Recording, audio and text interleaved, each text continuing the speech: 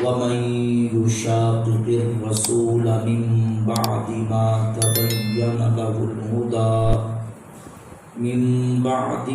تبين له الهدى ويتبع غير سبيل المؤمنين نوله ما تولى ونصله جهنم وساءت مصيرا. صدق الله مولانا العظيم وصدق رسوله النبي الكريم الأمين الرؤوف الرحيم.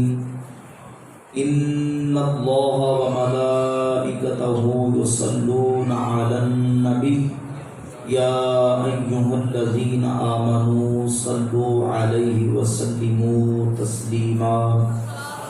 الصلاة والسلام عليك يا سيدي يا رسول الله وعلى آلك وأصحابك يا حبيب الله. الصلاة والسلام عليك يا سيدي يا نبي الله وعلى آلك وأصحابك يا رحمة للعالمين. مولاي صل وسلم دائما أبدا على حبيبك خير الخلق كلهم. هو الحبيب الذي ترجى شفاعته لكل هول من الأحوال مقتهم. يا ربي بالمصطفى بلغ مقاصدنا واغفر لنا ما مضى يا وسيع الكرم. اللہ رب العالمین جل وعلا مجدہ الکریم احکم الحاکمین کی حمد و ثنا حضور نبی کریم رؤوف الرحیم تاجدار انبیاء حبیب کبریا احمد مجتبی حضرت محمد مصطفیٰ صلی اللہ تعالی علیہ وعلا آلہ واصحابہ وبارک وسلم کی بارگاہ اقدس میں درود و سلام کا نذرانہ پیش کرنے کے بعد معزز و محتشم سامعین و حاضرین برادران اسلام، آج کی یہ عظیم الشان محفل میلاد مصطفیٰ صلی اللہ علیہ وآلہ وسلم جامع مسجد غلہ منڈی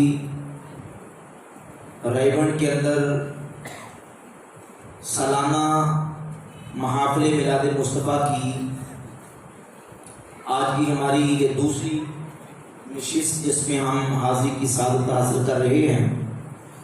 اللہ رب العزت جل وعلا مجدہ الکریم نبی کریم علیہ السلام کے میلاد پاک کے تصدق سے ہماری اس حاضری کو اپنی بارگاہ اقدس میں شرف قبولیت عطا فرمائے، اور اسی طرح ہمیں اپنے پیارے حبیب علیہ السلام کا بڑھ چڑھ کے میلاد پاک منعقد کرنے، حضور کی عظمت و شان کی مجلس منعقد کرنے، محافل منعقد کرنے کی توفیق عطا فرمائے. اللہ رب العزت کا بہت بڑا احسان عظیم ہے کہ اللہ خالق کائنات جل وعلا مجدہ الکریم نے ہمیں بڑا ہی مبارک اور پاکیزہ عقیدہ، محبت و مودت اور عشق و محبت والا عقیدہ اہل سنت و جماعت کا عطا فرمایا. نبی کریم علیہ السلام کے میلاد پاک کی محفل ہو، حضور کے معراج پاک کی محفل ہو، سرکار کی عظمت کی بات ہو، حضور کے اصحاب کی عظمت کی بات ہو، حضور کی آل کی عظمت کی بات ہو، امت کے اولیاء کی عظمت و شان کی بات ہو، ان سب کی عظمت کو مان کے دل و جان سے تسلیم کر کے ان کی عظمت کا اعلان کرنے والا عقیدہ ہمیں اہل سنت کا عطا فرمائے. اہل سنت و جماعت کا عقیدہ یہ وہ مبارک عقیدہ ہے، اللہ کے قرآن، حضور کے فرمان، صحابہ کرام، اہل بیت عظام، اولیاء کرام کی عقائد و نظریات اور ارشاد و تصریحات سے بحمداللہ تعالی ثابت اور واضح ہے.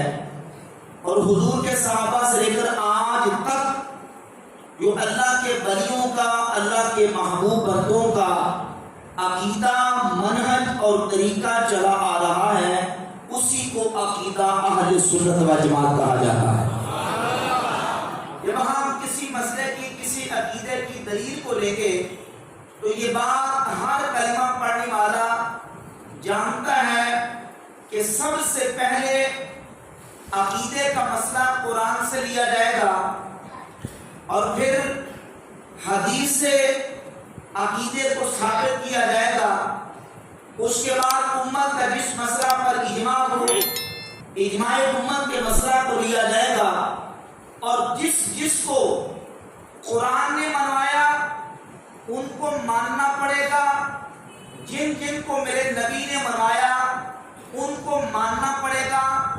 قرآن کو ماننا ہے، حدیث کو ماننا ہے، کیونکہ اللہ رسول کو ماننے والا وہ قرآن و سنت پر ایمان رکھتا ہے، تو قرآن و سنت میں جس کو منوایا ہے ان سب کو ماننا ہوگا۔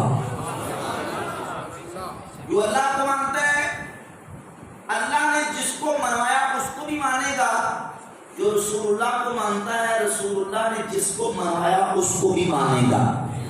اللہ اور اس کے رسول پر ایمان کا تقاضا یہ ہے کہ جس کو اللہ منوائے، اس کا رسول منوائے، اس کو مانے۔ اللہ کے فضل و کرم سے ہم اہل ایمان، اہل سنت اللہ کو مانتے ہیں، رسول اللہ کو مانتے ہیں، اور جن کو اللہ رسول نے منوایا ہے ہم ان سب کو ماننے والے ہیں۔ یہی اہل سنت و جماعت کے عقیدے کی حقانیت کی ایک بہت بڑی دلیل ہے کہ ہمارے عقیدے کے اندر افراط و تفریط نہیں، غلو و تنقیص نہیں، کمی اور زیادتی نہیں، رفض و خروج نہیں۔ جو عقیدہ امت مسلمہ کا صحابہ سے لے کر آج تک معتدل صراط مستقیم اور درمیانہ عقیدہ صراط مستقیم والا چلا آ رہا ہے، اسی عقیدے کا نام اہل سنت و جماعت ہے۔ ایک دو مثالیں دیکھ میں بات کو آگے چلاؤں گا۔ دیکھیے، کلمہ پڑھنے والوں کے اندر مختلف طبقات موجود ہیں، لیکن ہوتا یہ ہے کہ یہ جتنے طبقات اہل سنت کے عقیدے کے مقابلے میں ہیں، ان کے اندر افراط و تفریط موجود ہے۔ وہ اپنی مرضی سے کہتے ہیں بس ہم ان کو مانیں گے، ان کو نہیں مانیں گے۔ ایک طبقہ وہ کہتا ہم ان کو مانیں گے، ان کو نہیں مانیں گے۔ ہم کہتے ہیں جب ہم اللہ اور اس کے رسول کو مانتے ہیں تو جن کو رب رسول نے منوایا ہے سب کو ماننا پڑے گا۔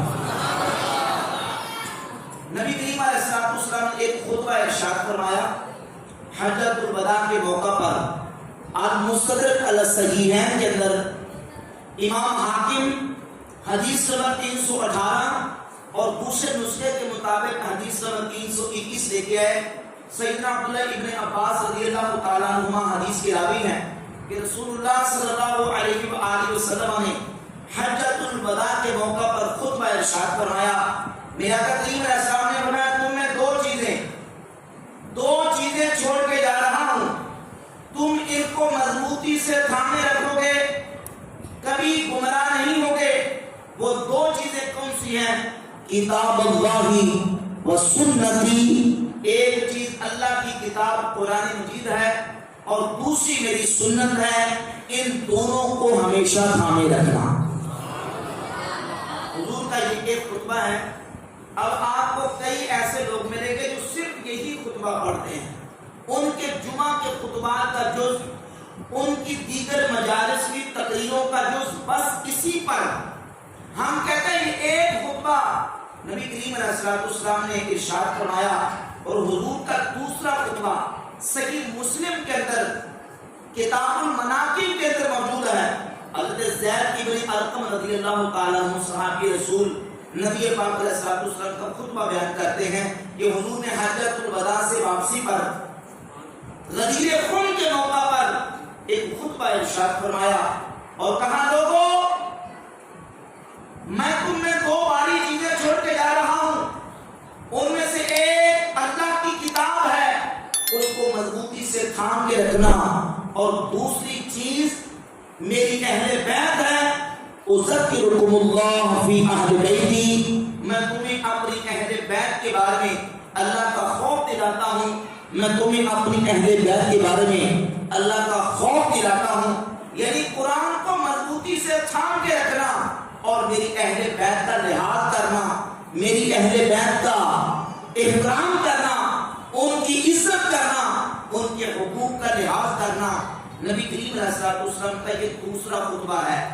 اب دوسرا خطبہ ایک خاص طبقے نے بس اسی کو پکڑ لیا اور وہ کہتے ہیں بس قرآن اور اس کے بعد اہل بیت. ایک طبقہ کہتا بس قرآن اور سنت. حالانکہ حضور کا تیسرا خطبہ بھی موجود ہے, جامع ترمذی میرے پاس موجود ہے, کتاب الفطر کے اندر 2165 نمبر حدیث ہے. مقام جابیہ پر رسول اللہ صلی اللہ علیہ وآلہ وسلم نے ایک تیسرا خطبہ ارشاد فرمایا.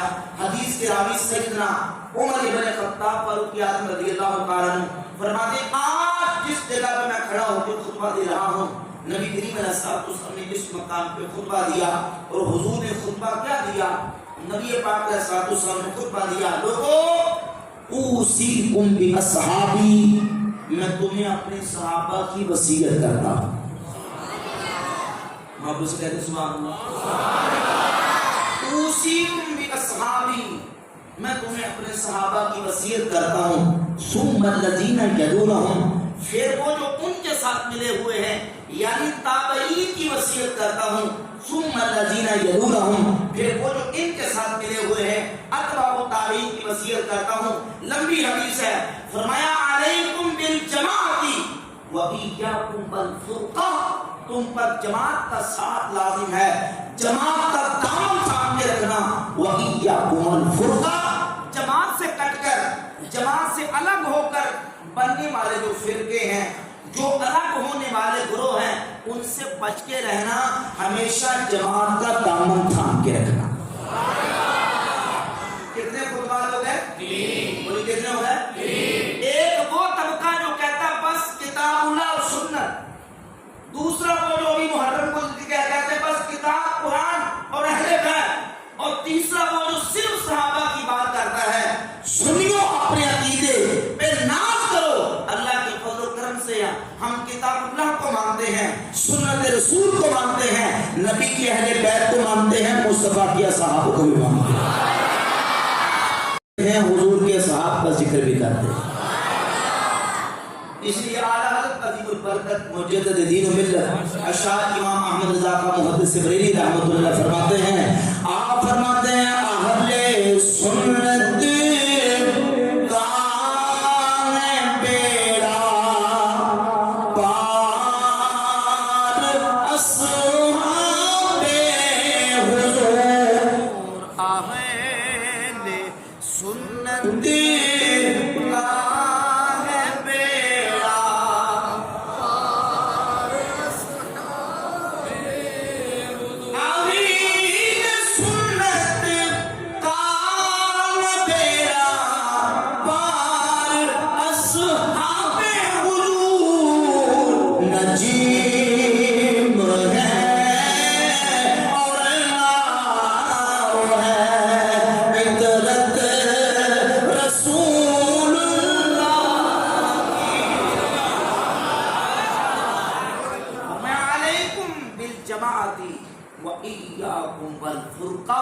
نبی پاک صلی اللہ علیہ وآلہ وسلم جانتے تھے اللہ کی عطا سے کہ امت کے اندر آگے فرقے پیدا ہوں گے, گروہ پیدا ہوں گے, امت کے اندر آگے اختلاف ہوگا, انتشار ہوگا, گروہ بندی ہوگی اور اختلاف و انتشار ہوگا. اور اس کی خبر نبی کریم علیہ الصلوۃ والسلام نے پہلے سے دے دی. سنن ابی داؤد کے اندر صحیح حدیث ہے, حضور نے فرمایا من یعش منکم بعدی فسیری اختلافا کثیرا, فرمایا کہ تم میں سے اختلافا کثیرا, فرمایا کہ تم میں سے میرے بعد زندہ رہے گا, تو تم میں سے جو زندہ رہے گا وہ بہت سارے اختلافات دیکھے گا. کیا دیکھے گا؟ اختلافات دیکھے گا. امت کے اندر اختلاف ہوں گے, امت کے اندر گروہ بندی ہوگی. تم میں سے جو میرے بعد زندہ رہے گا وہ بہت سارے اختلافات دیکھے گا. تو اگر ایسا موقع آ جائے, علیکم بسنتی وسنت الخلفاء المہدیین الراشدین, تم پر میری اور میرے خلفاء مہدیین الراشدین کی سنت لازم ہے. یعنی میرے بعد میرے خلفاء راشدین کا دامن تھام لینا, ہدایت پر ہوگی, صراط مستقیم پر. اب حدیثوں کے ساتھ حدیثیں جوڑتے چلے جائیں. نبی پاک علیہ الصلوۃ والسلام نے جو خبریں دی, پیش گوئیاں فرمائی, اور امت کے لیے جو ڈائریکشن اور سمت متعین فرما دی, اور وہ یہ ہے. ابھی حدیث کتاب الفتن سے جامع ترمذی 2165 پڑھی, حضور نے فرمایا علیکم بالجماعت وَإِيَّاكُمْ وَالْفُرْقَةَ، جماعت کے ساتھ رہنا، فرقوں سے بچ جانا. اوصیکم بِأَصْحَابِی، میں تمہیں اپنے صحابہ کی وصیت کرتا ہوں، صحابہ سے جڑ جانا. پھر وہ جو صحابہ کے بعد تابعین ہیں ان سے جڑ جانا، پھر تابعین کے بعد تبع تابعین سے جڑ جانا. اور ابھی ابو داؤد کی حدیث پڑھی ہے، جب اختلاف آ جائے علیکم بسنتی وسنت الخلفاء المہدیین الراشدین، تم پر میری اور میرے خلفاء مہدیین الراشدین کی سنت لازم ہے. اور آئیے سنیں ابی داؤد کی ایک دوسری حدیث ہے، اور یہ حدیث کی درجنوں کتابوں کے اندر 18 اصحاب رسول اس حدیث کے راوی ہیں. نبی پاک علیہ السلام نے فرمایا الا ان من قبلکم من اہل الکتاب افترقوا علی 72 ملہ، خبردار تم سے پہلے جو قومیں اور ملتیں تھی وہ 72 گروہوں اور فرقوں میں تقسیم ہو گئی. وَإِنَّ هَذِهِ الْمِلَّةَ سَتَفْتَرِقُ عَلَى 73، میری یہ امت 73 فرقوں میں بٹ جائے گی. ستفترقو، افترق یفترق افتراق، فعل مضارع کے اوپر جب سین اور صوفہ ہو جائے تو ماضی مستقبل قریب کا معنی دیتا ہے، یعنی آن قریب میری امت 73 فرقوں میں بٹ جائے گی، تقسیم ہو جائے گی. صحیح حدیث سننے ابی داؤد کی ہے. نبی پاک علیہ السلام نے ارشاد فرمایا ان میں سے 72 فی النار وواحدۃ فی الجنہ، ان میں سے 72 جہنم میں اور ایک جنت میں جائے گا. 72 جہنم میں اور ایک جنت. اب حدیث پوری سننی بھی ہے، سمجھنی بھی ہے. کئی لوگ وہ ہیں جو حدیث کا انکار کر دیتے ہیں، اور کئی وہ ہیں کہ انکار تو کر نہیں سکتے. کیسے انکار کریں؟ اب وہ اس کے معنی کو چینج کرتے ہیں، مطلب بگاڑ دیتے ہیں اور اپنا باطل معنی اور مفہوم پہنانے کی کوشش کرتے ہیں. یاد رکھیں میں حدیث پوری پڑھا. نبی پاک علیہ السلام نے جب فرمایا نا کہ 73 فرقوں میں بٹ جائے گی میری امت، ستفترقو علی 73 72 فی النار وواحدۃ فی الجنہ، 72 جنت میں اور ایک جنت میں. تو نبی پاک علیہ السلام کے صحابہ نے سرکار کی بارگاہ میں پوچھا، جامع ترمذی کے اندر حدیث ہے اور امام ترمذی نے اس حدیث کو حسن قرار دیا، یا رسول اللہ 72 جہنم میں اور ایک جنت میں، ما هذه الواحدہ، وہ ایک جنت میں جانے والا کون سا ہوگا؟ تو میرے آقا کریم علیہ السلام نے وہاں بھی اپنے اصحاب کا ذکر کیا، فرمایا ما انا علیہ و اصحابی، وہ ہوگا جو میرے اور میرے صحابہ کے طریقے اور عقیدے پر ہوگا. معلوم ہوا کہ حضور کے صحابہ کو چھوڑے گزارا ہو سکتا نہیں. جو جس کے عقیدے کے اندر صحابہ نہیں، جو صحابہ کا دشمن اور باغی ہے، وہ ہدایت اور حق پر ہو سکتا نہیں. یہ حدیث بتا رہی. تو فرمایا 72 فی النار وواحدۃ فی الجنہ، 72 جنت میں ایک جنت میں. یہ میں نے جامع ترمذی کے الفاظ پڑھے، کتاب میرے پاس موجود، اور سنن ابی داؤد کے الفاظ ہیں. نبی پاک علیہ السلام نے فرمایا وہ جنت میں جانے والا ہی الجماعت، وہ جو 73 ہوں گے، 73 میں 72 جہنم میں ایک فرقہ، جو جنت میں ہی الجماعت، وہ مسلمانوں کی جماعت ہوگی. کیا ہوگی؟ ابھی حدیث پوری جامع ترمذی سے 2165 نمبر، علیکم بالجماعت وَإِيَّاكُمْ وَالْفُرْقَةَ، جماعت کے ساتھ لازم پکڑ لو جماعت کو، فرقوں سے بچ جاؤ.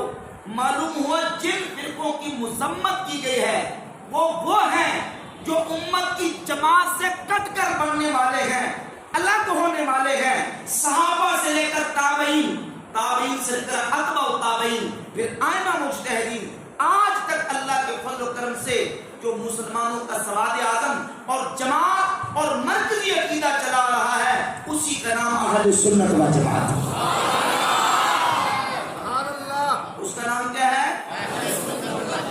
اہل سنت. اور عربی میں کہتے ہیں اہل سنتی والجماعتی. اہل سنتی والجماعتی یعنی سنت والے، سنت رسول، سنت صحابہ والے، والجماعت اور مسلمانوں کی جو مرکزی جماعت ہے اسی کا نام اہل سنت والجماعت. تو نبی پاک علیہ السلام کی ان احادیث سے یہ بات واضح ہوئی کہ امت کی جماعت اور اسلاف امت کا دامن تھامنا ضروری ہے. اگر ان سے کٹ کے الگ ہو کے وہ اپنا رستہ اختیار کرے گا تو وہ ہدایت پر ہو سکتا.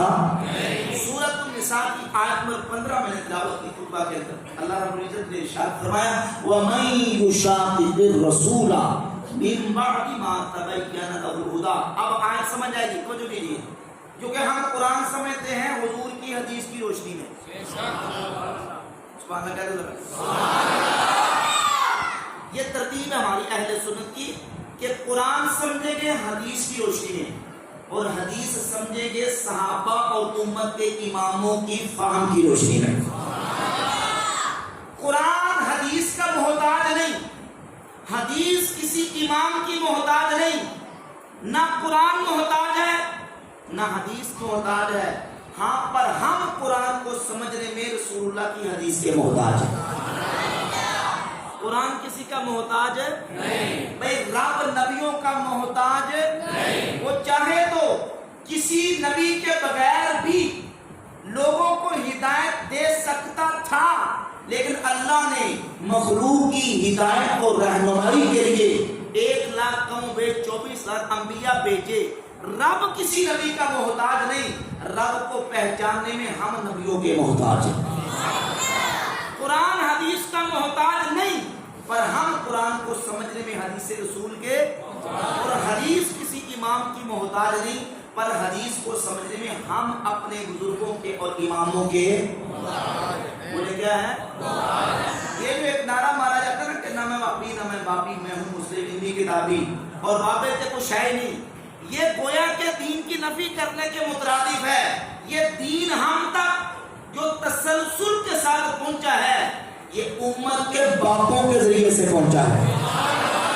اگر امت کے باپوں کو, کیونکہ جب ہم باپوں کی بات بزرگوں کی کرتے ہیں تو امت کے باپوں کا جو پہلا بیج ہے, پہلا طبقہ ہے, وہ نبی کریم علیہ السلام کے صحابہ. وہ کون ہے؟ حضور کے صحابہ. بھئی اگر باپوں کا تصور یہی پیش کرنا کہ جن کو آپ مانتے ہیں وہ بس باپے ہیں, تو ہمارے نزدیک پر امت کے بزرگ اور امت کے باپے سب سے بڑے وہ نبی کریم علیہ السلام کے صحابہ. اب سوال یہ پیدا ہوتا ہے کہ کیا باپوں کو پکڑنے کا, باپوں کو ماننے کا حکم ہے کہ نہیں؟ تو یہ بھی حدیث پڑھ کے میں نے آپ کو سنائی ہے. حضور فرماتے ہیں کہ اوصیکم باصحابی, میں تمہیں اپنے صحابہ کی وصیت کرتا ہوں, یعنی امت کے بڑے باپوں کی وصیت کرتا ہوں, ان کو پکڑ لینا, ان کے راستے پر چلتے رہنا. اور پھر رسول اللہ صلی اللہ علیہ وآلہ وسلم کی سنت, حضور کی سیرت, دین ہم تک جتنا پہنچا ہے یہ امت کے باپوں کے, بولو نا, یہ حدیث کی کتاب ہے صحیح بخاری. امام بخاری 256 ہجری میں فوت ہوئے, نبی کریم علیہ السلام کے وصال سے تقریباً 250 سال بعد. امام بخاری نے نبی کریم علیہ السلام کا زمانہ نہیں پایا, حضور سے حدیثیں نہیں سنی, صحابہ سے حدیثیں نہیں سنی. امام بخاری نے حدیث کی کتاب یہ مرتب کی, تو امام بخاری حدیث لے کے آئے.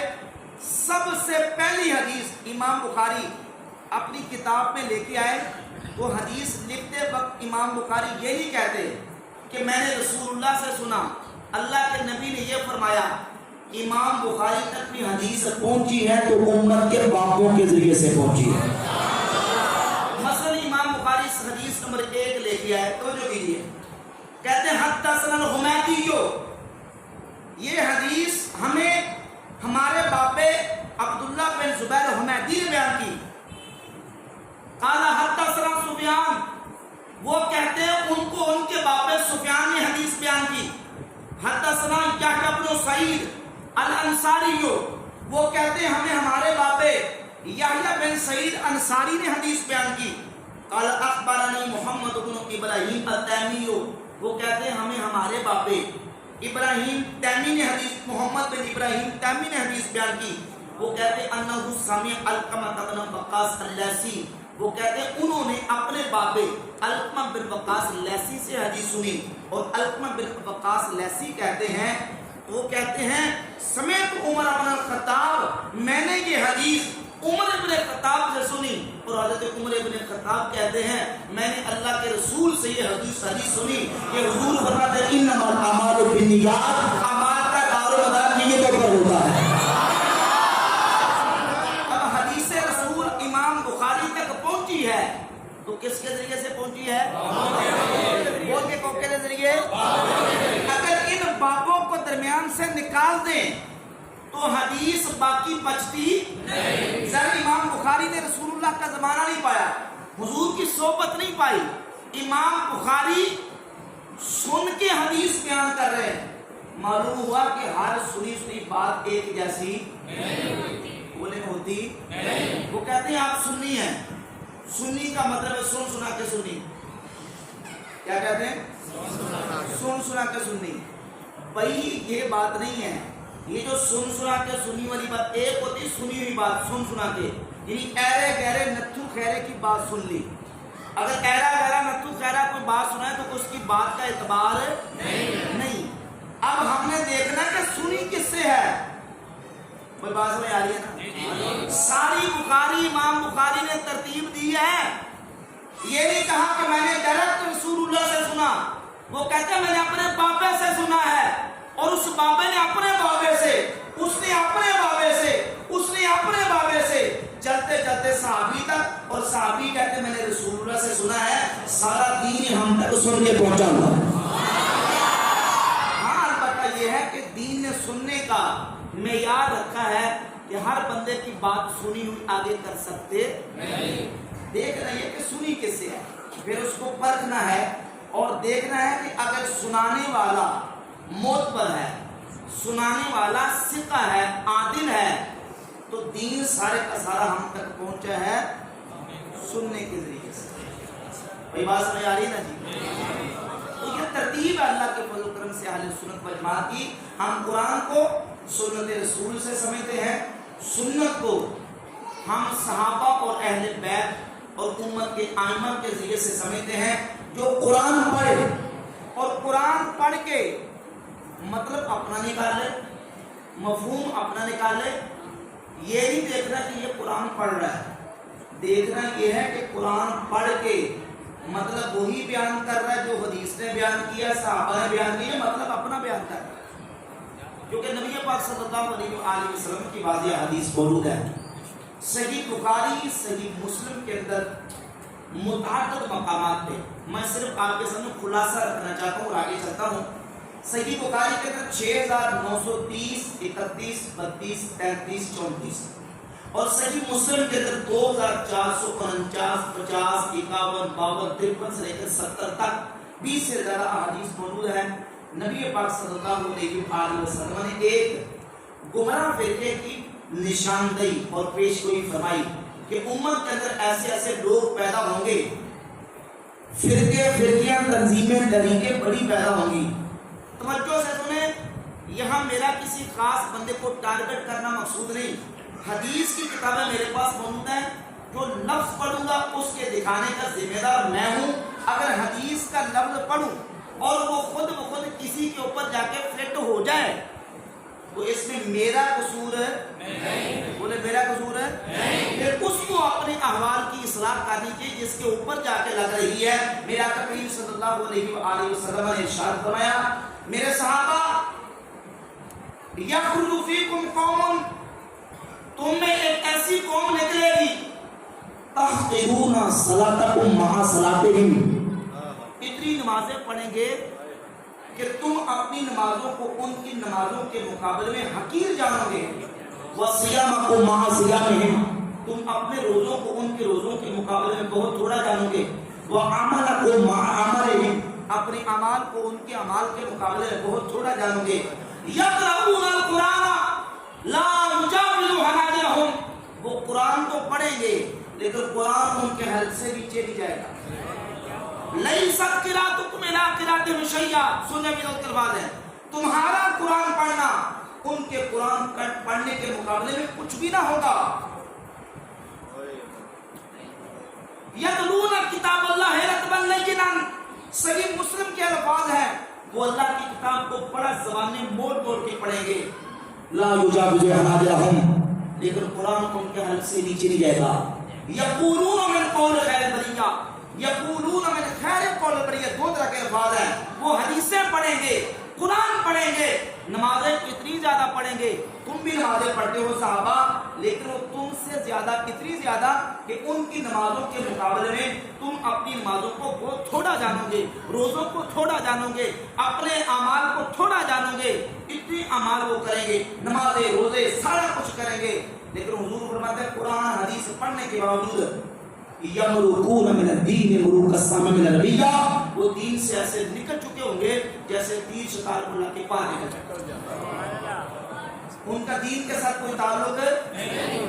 اور یہ حضور نے پیش گوئی کن لوگوں کے بارے میں فرمائی؟ ایک بندہ ان میں سے نبی علیہ السلام کی بارگاہ میں موجود تھا. صحیح بخاری کے اندر بھی روایت موجود ہے اور المصنف ابن شہاب کے اندر الفاظ موجود ہے. حضور کی بارگاہ میں کھڑا تھا. نبی علیہ السلام نے ایک موقع پر کچھ قبیلوں کو مال غنیمت تقسیم فرمایا، کسی کو تھوڑا کسی کو زیادہ، اپنی مرضی سے. کہیں پر دل تکلیف قلب کر کے حضور نے کہیں کو زیادہ عطا کر دیا. نئے نئے مسلمان ہوئے، اسلام کے ساتھ جڑ جائیں. تو ایک شخص آگے بڑھا، تو توجہ کیجیے، ایک شخص آگے بڑھا.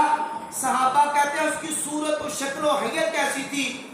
کسل لحیاتی، داڑھی گھنی اور باریک، محنوق، سر سے گنجا، سر سے ٹیڑھ تھی، مشمل الازار، اس کی شلوار ٹخنوں سے اتنی بلند، ٹخنوں سے اوپر بلند، داڑھی گھنی، سر سے گنجا، اور آگے بڑھ کے کہنے لگا اتق اللہ یا محمد، دے دل، اے محمد عدل کرو، تم نے انصاف نہیں کیا، اللہ سے ڈرو. صحابہ نے تلواریں نیام سے نکال لی. حضور کی اجازت کو اس گستاخ کی گردن اڑا دیں. تمہیں جا کر نبی علیہ السلام نے روک دیا اور فرمایا من ضد ھذا قوم یتلون کتاب اللہ رتوا. میرے صحابہ، اس کی نسل سے امت کے اندر کیسی قوم نکلے گی وہ قرآن کو مزے سے پڑھیں گے لیکن وہ قرآن ان کے حلق سے نیچے، قرآن ان کے حلق سے نیچے. اور مصنف ابن ابی شیبہ کی حدیث کے اندر موجود ہے، وہ جو آگے بڑھ کے کہنے والا تھا کہ اے محمد اللہ سے ڈرو، تم نے انصاف نہیں کیا، اس کی پیشانی پر سجدے کر کر کے سجدے کے نشان پڑے ہوئے تھے. متھے پہ رابعہ جی، داڑھی لمبی گھنی، سر سے ٹیڑھ اور شلوار ٹخنوں سے بلند، اور کہنے کا عدل نہیں کیا، اپنے کلمہ بظاہر پڑھتا تھا. صحابہ نے تلواریں نیام سے نکالی. نبی پاک علیہ السلام نے منع کر دیا اس لیے کہ لوگ یہ کہیں گے بظاہر دیکھیں ایک کلمہ پڑھنے والے کو قتل کر دیا، لیکن حضور نے یہ بتا دیا کہ اس کی نسل سے امت کے اندر ایک ایسا گروہ نکلے گا. ذرا جو حضور نے نشانیاں بیان کی وہ ساری کی ساری ان کے اندر ہوں گی. اور فرمایا لا یزالون یخرجون، یہ نہیں کہ نکلے گا ختم ہو جائے گا، نکلتے رہیں گے. سنن نسائی کی حدیث ہے لا یزالون یخرجون حتی یخرج آخر مع الدجال و کما قال، فرمایا کہ نکلتے رہیں گے حتیٰ کہ ان کا آخری گروہ جا کے دجال کا پیروکار اور ساتھی بنے گا. بھائی بظاہر دیکھو، میں نے حدیثیں ایک آپ جو سامنے رکھی، توجہ کیجئے، نہ نماز کی کمی، نہ روزے کی کمی، نہ حج کی کمی، نہ زکات کی کمی، نہ قرآن کی تلاوت کی کمی ہے، نہ ان کے بظاہر کسی عمل کی کمی، نہ داڑھی کی، نہ جبے کی، نہ دستار کی، بظاہر ساری چیزیں پوری ہیں، لیکن ان کا عقیدہ صحیح نہیں. بولے عقیدہ صحیح نہیں. اور اگر عقیدہ صحیح نہیں تو سارے عمل بنا لے کے آ جائے، عمل اس وقت تک قابل قبول نہیں ہوتا جب تک عقیدہ صحیح نہ ہو، جب تک دل میں محبت مصطفیٰ نہ ہو، تعظیم رسول نہ ہو. میرے نبی کے صحابہ کی محبت، آل کی محبت نہ ہو، عقیدہ صحیح ہو سکتا نہیں. میں نے کہا جن جن کو رب نے منوایا ماننا پڑے گا، جن جن کو رسول اللہ نے منوایا ماننا پڑے گا. اللہ کی فضل و کرم سے اس میل پر، اس معیار پر اگر کوئی پورا اترتا ہے تو اہل سنت و ہم کو کہتے ہیں جس چیز کی نسبت رسول اللہ صلی اللہ علیہ وسلم کی ذات اقدس سے ہو گئی، صحابہ اہل بیت کو بہت بڑا مقام ہے. ان کا مقام تو اتنا بلند ہے. اہل سنت کا عقیدہ ہے ہم کو اس خاک کو اپنی آنکھوں کو سرما بنانا سعادت سمجھتے ہیں جو میرے مصطفیٰ کے قدموں سے کر چکی ہے. ایسے ہے کوئی شک نہیں. جب وہ مٹی تعظیم کے قابل ہے، احترام کے قابل ہے، وہ روڑے ادب و احترام کے قابل ہیں، تو جن صحابہ نے اپنی آنکھوں سے رسول اللہ کو دیدار کیا ہے وہ احترام کے قابل کیوں نہیں؟ وہ اہل بیت احترام کے قابل کیوں نہیں ہے؟ اس لیے ہم صحابہ کا بھی ادب کرنے والے، احترام کرنے والے، اہل بیت کا بھی کرنے والے، مکہ شریف کا ادب کرنے والے، مدینہ کا ادب احترام کرنے والے۔ یہ محبت، یہ مودت، یہ عقیدت آپ کو جہاں ساری محبتیں آ کے اکٹھی ہو کے ملے گی، وہ آپ کو ملے گا تو عقیدہ اہل سنت و جماعت کا ملے گا۔ آج ہمارے نوجوان دیکھتے ہیں کہ بندہ قرآن پڑھ رہا ہے، حدیث پڑھ رہا ہے تو بس شروع ہو جاتے ہیں، دیکھیں حوالے دے رہا ہے، ریفرنس دے رہا ہے۔ ابھی میں آ رہا تھا گاڑی میں ایک فون آ گیا نوجوان کا، وہی کالج میں یونیورسٹی پڑھنے والے، دیکھے نہیں، وہ کہتے ہیں ٹھیک ہے جو بھی ہے، بندہ حوالے دیتا ہے، بندہ حوالے دیتا ہے، وہ بندہ خدا حوالے دیتا ہے۔ یہ بھی دیکھو کہ ڈنڈی کتنی مارتا ہے، حوالے دیتا ہے، ڈنڈی کتنی مارتا ہے۔ ابھی یہ دیکھیں میں آپ کے سامنے صحیح مسلم کی ایک روایت پڑھنے لگا ہوں۔ صحیح مسلم کے اندر 473 نمبر حدیث ہے۔ ایک شخص تھے جس کا نام ہے یزید الفقیر۔ یزید الفقیر خود اپنا واقعہ بیان کرتے ہیں، توجہ کی بڑی اہم بات سننے اور سمجھنے کی ضرورت ہے۔ یزید الفقیر کہتے ہیں کہ میں اپنے ساتھیوں سمیت مدینہ شریف حاضر ہوا اور مسجد نبی شریف میں پہنچا۔ جب میں پہنچا تو مسجد شریف کے ایک ستون کے ساتھ ٹیک لگا کے ایک بزرگ، ایک بابا جی حدیث کا درس دے رہے تھے۔ حدیث کا آج جو کہتے ہیں بابا کا شاہی کوئی نہیں، یہ عنصر اس وقت بھی موجود تھا۔ یزید الفقیر صحابی نہیں ہے، کہتا ہے میرے اوپر خارجیوں کے عقائد کے اثرات تھے۔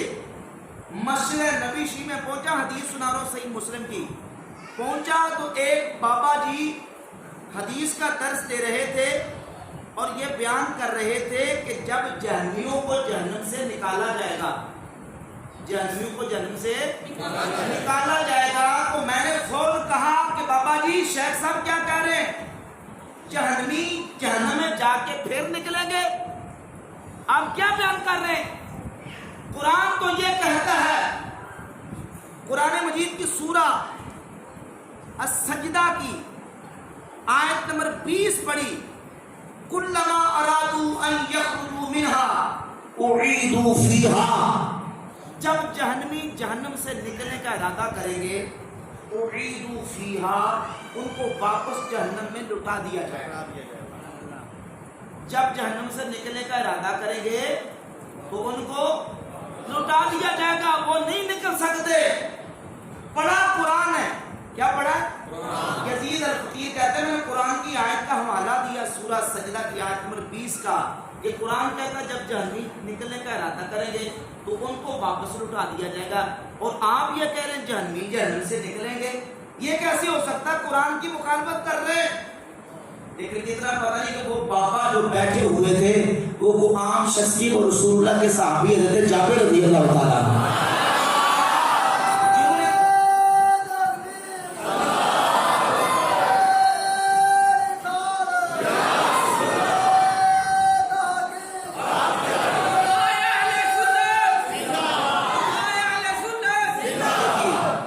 انہوں نے قرآن اللہ کے نبی سے پڑھا ہوا تھا۔ خارجی کے ہتھے چڑھے ہوئے تھے۔ حوالہ کس کا دے رہے ہیں؟ گرنتھ وید کا نہیں، کس کا؟ قرآن کا، کہ قرآن کہتا ہے واپس لٹا دیا جائے گا، تسی کہتے ہو جہنم چو کڈے جان گے۔ تو حضرت جابر رضی اللہ تعالیٰ نے کہا تم نے سورہ بنی اسرائیل کی وہ آیت نہیں پڑھی؟ اللہ فرماتا عسیٰ ان یبعثک ربک مقاما محمودا۔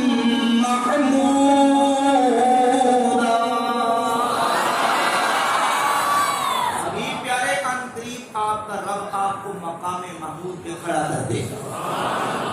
یہ مقام محمود کیا ہے؟ مقام شفاعت ہے، جہاں حضور تشریف فرما ہوں گے اور میرے نبی گناہگاروں کی شفاعت کر کے ان کو جہنم سے نکال کے راہ سے جنت لے جائیں گے۔ تم نے یہ آیت نہیں پڑھی؟ اب سمجھیے، وہ بھی آیت کا حوالہ، ادھر بھی آیت کا حوالہ، لیکن قرآن جنہوں نے اللہ کے رسول سے پڑھا تھا انہیں پتا تھا کہ اس آیت کا مطلب کیا ہے اور اس آیت کا مطلب کیا ہے.